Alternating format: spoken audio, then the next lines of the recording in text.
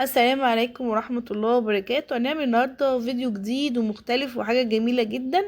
تابعوا معايا الفيديو من أول لآخره، ما تنسوش اللايك، تفعيل زر الجرس، والاشتراك في قناة أكل زمان في مطبخ إيمان على الفيسبوك وعلى التيك توك وعلى اليوتيوب. أول حاجة هنعمل إن شاء الله مع بعض الجبنة القديمة من أول من الألف للياء زي ما بيقولوا يعني. هنقطع عليها طماطم ونحط عليها طحينة كده وحاجات جميلة. ومن محبين الجبنة القديمة يقرب بقى كده عندنا حاجة كده جميلة، عسل بتفتح النفس جنب فطير، كده حاجات كده جميلة. أول حاجة أنا المش ده مش قديم وقديم جدا كمان. يعني ايه، هو بتاع بصراحة المش ده بتاع حماتي الله يرحمها ويغفر لها يا رب. هو ايه دايما كانت بتعمله زي ما انا بعمل كده، هي اللي معلماني الطريقة دي. بتطلعه في طبق وهو كان مجمد، فانا ربيته بالمضرب ده، وهو كان في البرميل في البتاع دي اللي هي الزرعه دي البلاستيك. طلعته منها كله وغسلته كويس، وغسلتها كويس جدا وسبتها تنشف. وحطيته بقى في الطبق وضربته بالمضرب السلك ده.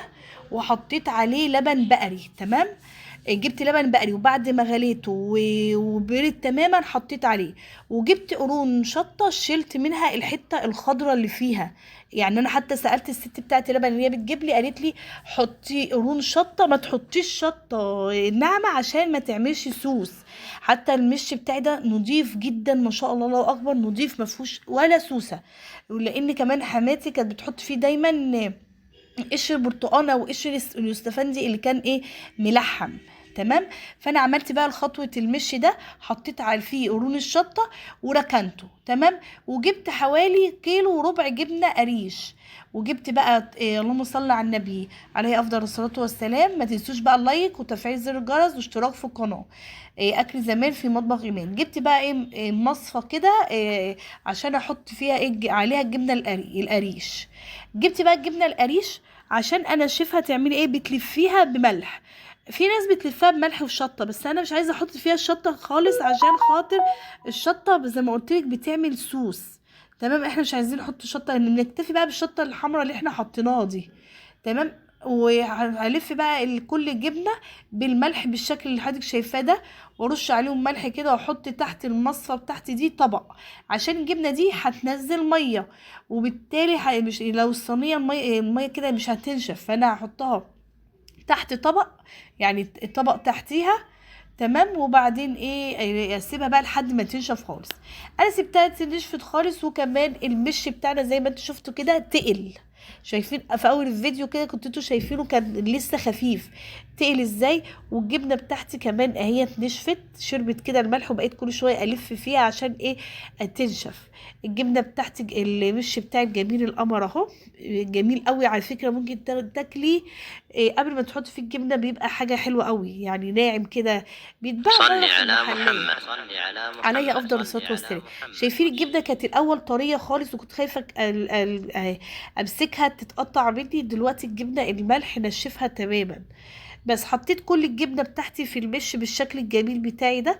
واحط واعبيها بقى واحده واحده كده، ايه، في الزرع او في البرطمان، ايا كان البتاع اللي عندك، ايه، عبيها فيها بالشكل ده. سمي الله كده، بسم الله الرحمن الرحيم، وصلي على النبي عليه افضل الصلاه والسلام. وتنسيش بقى اللايك وتفعيل زر الجرس وكومنت حلو منك واشتراك في القناه.